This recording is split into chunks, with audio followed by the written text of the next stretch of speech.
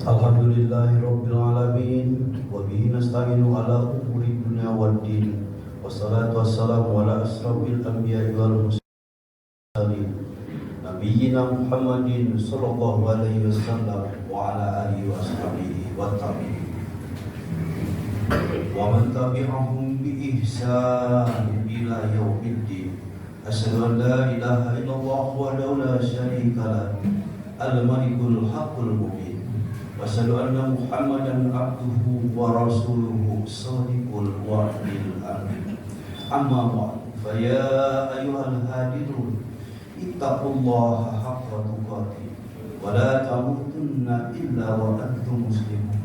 Wa qala Allah ta'ala ya ayyuhallazina amanu qu anfusakum wa ahlikum nara wa quduhan nasu wal hijarah alaiha malaikatun ghilazun shidadun la ya'suna Allah ma amarahum wa yaf'aluna ma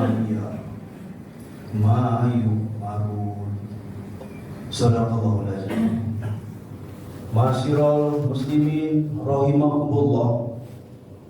Sidang jamaah Jumat yang dimuliakan oleh Allah SWT. Puji syukur kepada Allah SWT, sampai pada pagi hari ini kita masih diberikan nikmat sehat, keteguhan iman untuk melangkahkan kaki menuju masjid dalam rangka mengikuti sholat Jumat berjamaah. Dalam kesempatan ini, khatib tidak pernah bosan untuk selalu berpesan terkhusus bagi diri saya sendiri maupun seluruh jamaah yang hadir di sini. Mari kita tingkatkan kualitas keimanan dan ketakwaan kita, mencoba untuk membuka hati perlahan-lahan dengan mentaati segala perintah Allah serta menahan diri dari apa yang dilarang oleh Allah SWT. Hadirin jamaah Jumat rahimakumullah, seringkali banyak dari kita memiliki anggapan yang keliru soal rezeki. Rezeki kerap identik dengan harta dan harta. Padahal secara luas makna rezeki tidak sesempit soal harta saja. Kesehatan, kebahagiaan, kedamaian, teman yang suportif membimbing kita sampai jannahnya Allah, ilmu yang bermanfaat, keluarga yang harmonis, rumah tangga yang sakinah, keberhasilan kita menemukan versi terbaik dari diri kita adalah sederet bentuk dari rezeki yang maknanya jauh lebih melegakan daripada uang. Kita dalam keadaan sehat pun adalah salah satu rezeki yang mungkin tidak kita sadari. Berbicara masalah rezeki, sebenarnya dalam khotbah kali ini saya akan coba membahas dari sisi yang berbeda. Bukan soal bagaimana cara mencari rezeki, tetapi lebih merujuk pada konsep rezeki yang orang mungkin belum tahu. Pertama, setiap orang sudah dijamin rezekinya oleh Allah. Jangankan manusia, binatang melata saja pun sudah ditetapkan rezekinya. Hal ini sesuai dengan firman Allah dalam Quran surat Hud ayat 6. Wa ma min dabbatin fil ardi illa 'ala Allah, illa 'alallahi rizquha wa ya'lamu mustaqarraha wa mustawda'aha kullun bi kitabim mubin. Tidak satu pun hewan yang bergerak di atas bumi melainkan dijamin rezekinya oleh Allah. Dia mengetahui tempat kediamannya dan tempat penyimpanannya. Semua tertulis dalam kitab yang nyata, Lauhul Mahfuz. Ayat di atas menerangkan lebih lanjut tentang rezeki yang telah dijamin oleh Allah SWT. Lantas, kenapa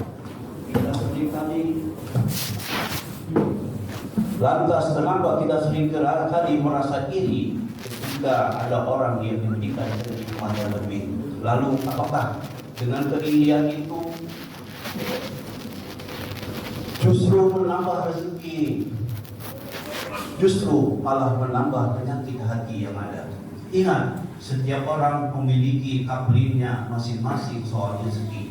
Rezeki tidak pernah tertukar dan semua sudah ditakar. Tidak akan pernah menyasar dan tetap terus berikhtiar. Kuncinya ada pada merasa memiliki dan menikmati yang ada. bukan dipaksa untuk harus ada. Hadirin jamaah Jumat rahimakumullah. Yang kedua, mungkin jamaah di sini bertanya-tanya, lantas kalau rezeki sudah ditentukan dan dijamin, kenapa masih harus berusaha? Memang sesuai dengan penggalan ayat tadi, Allah sudah menetapkan ada rezeki dari setiap hambanya. Namun bukan berarti kita hanya diam dan berpangku tangan saja menerima nasib. Setiap orang diminta untuk terus berikhtiar, karena rezeki itu dijemput bukan ditunggu. Bisa dengan bekerja keras dan diimbangi dengan berdoa serta memohon agar dimudahkan dalam mencari rezeki. Kerja keras harus tetap dilakukan agar apa yang kita usahakan bisa terkabulkan. Hadirin jamaah Jumat rahimakumullah. Prinsip ketiga, belakangan ini saya sempat membaca salah satu unggahan di media sosial. Harta diibaratkan seperti air yang mengalir. Semakin deras aliran di hulu, maka aliran di hilir juga harusnya semakin deras sehingga air tetap jernih dan bersih. Namun jika aliran di hulu mengalir deras tetapi di hilir tidak, maka air akan menggenang sehingga air menjadi kotor. Begitupun harta yang kita dapatkan. Semakin banyak harta yang kita peroleh dan kita keluarkan, maka hartamu akan bersih. Dan jika tidak kau keluarkan, maka hartamu akan habis tanpa kau sadari. Bukan soal seberapa banyak uang yang kamu dapatkan, tetapi seberapa berkah uang tersebut, seberapa besar nilai keberkahannya. Misalnya ketika kita memberikan sebagian harta kepada orang tua, walaupun jumlahnya tidak besar, tetapi pemberian ini bisa menyenangkan hati orang tua. Bukankah jika orang tua ridho, itu rezeki bisa datang dari manapun yang tidak kita sangka. Hal ini sesuai dengan firman Allah Quran surat At-Talaq ayat 3. Wa yarzuqhu min haitsu la yahtasib wa ma yatawakkal 'ala Allahi fa huwa hasbuh innallaha balighu amri wa ja'ala Allahu likulli shay'in qadra. Dan menganugerahkan kepadanya rezeki dari arah yang tidak diduga. Siapa yang bertawakal kepada Allah, niscaya Allah akan mencukupkan keperluannya. Sesungguhnya Allah lah yang menuntaskan urusan. Sungguh Allah telah membuat ketentuan bagi setiap sesuatu. Dari ayat tersebut lebih lanjut dijelaskan bahwa rezeki Allah dapat datang dari sumber yang tidak diduga. Allah merupakan sumber dari segala rezeki yang kita dapatkan. Jika kamu mudah mengeluarkan rezekimu, niscaya Allah juga akan mudah memberikan rezeki kepadamu.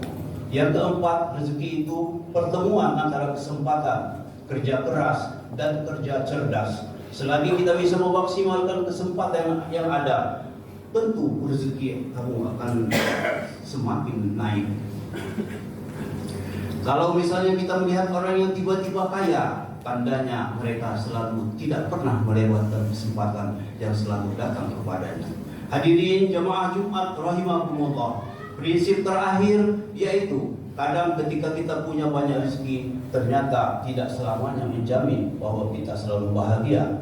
Banyak orang yang masih beranggapan kalau kita punya banyak uang berarti hidupmu jauh lebih bahagia. Padahal tidak seperti itu.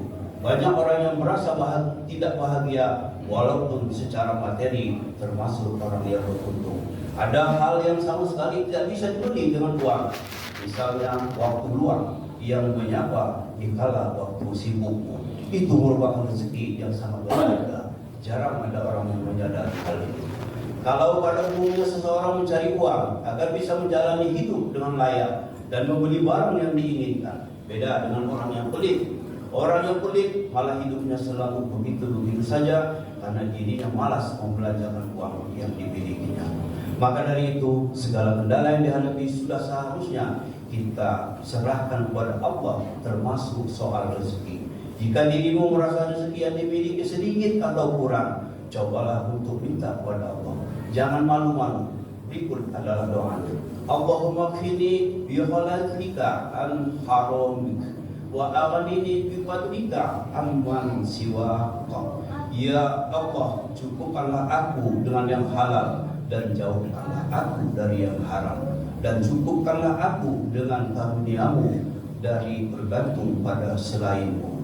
Hadis riwayat Tirmizi nomor 3563. Demikian tadi kelima prinsip soal rezeki yang jarang diketahui oleh banyak orang. Sebagai penutup khotbah, saya ingin menyampaikan bahwa tidak semua orang memiliki gaji, tetapi semua orang punya rezeki yang datang langsung dari Allah bagi setiap hambanya. Barakallahu li wa lakum fi hadzal yaumil karim wa nafa'ni wa iyyakum fihi al-ayati wa zikril hakim. Taqabbal minni wa minkum jami'a a'malina innahu wal hakimul alim. Aquli qawli hadza wa astaghfirullah wa lakum wastaghfiruhu innahu wal ghafurur rahim.